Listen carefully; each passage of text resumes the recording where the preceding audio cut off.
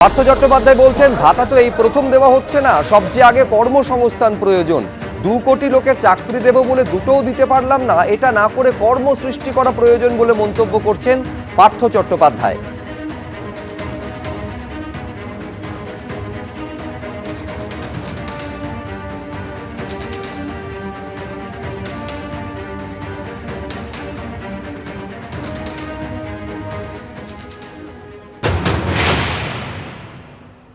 Jail টেল খেটে বেরিয়ে দুর্নীতির দায়, টাকা পয়সা মারার দায়ে, ছেলে মেয়েদের চাকরি তার ভবিষ্যৎ 12টা বাজিয়ে দেবার অপরাধে, এবং তারপর সে ধরা পড়ে গিয়ে দুর্নীতি।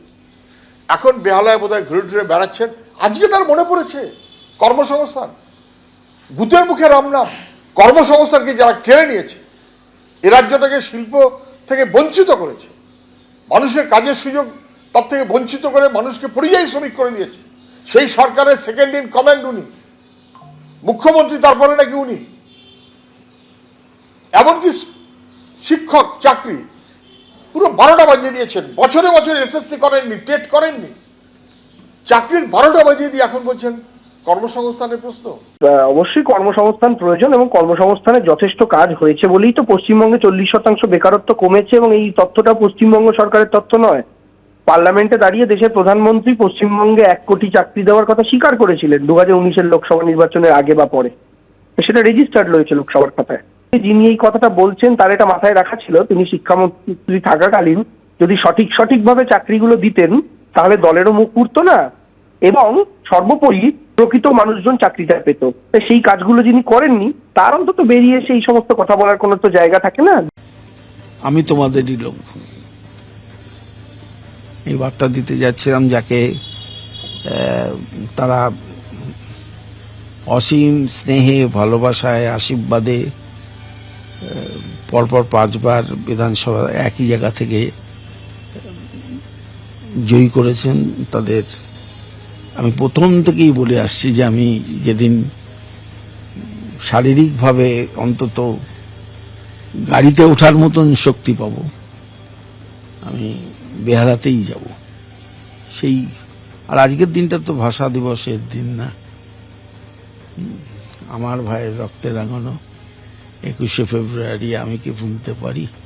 তাই সেই দিনটাকেই বেছে নিলাম, যাতে কেউ আমাকে আমার সাহিত্য প্রতি যে ভালোবাসা, বাংলা ভাষার প্রতি যে আমার অসীম শ্রদ্ধা, লোকে তো একটা দিন বাঁচে, আমি একটা দিন বাঁচলাম। এই যে বাড়ি, নাকতলার বাড়ি, সেই বাড়ি থেকে গ্রেপ্তার হয়েছিলেন পার্থ চট্টোপাধ্যায় শিক্ষা নিয়োগ দুর্নীতিতে, এবং তার পরবর্তীকালে তিনি জেলবন্দি থাকেন।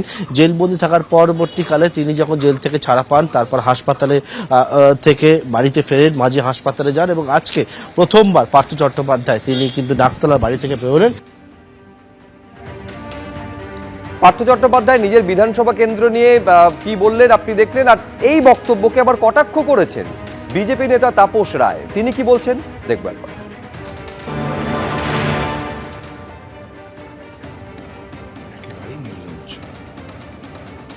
শিক্ষার সর্বনাশ করে তারপরে যা যা যা যা কাণ্ড কারখানা ঘটালো, ওগুলো আমার বলতেও আমার রুচিতে বাঁধে, আমি পারবো না। কাণ্ড কারখানা তারপরে বেরিয়ে এসেও সেগুলো নিয়ে আবার বলে। তো এটাই দেখার যে বাংলার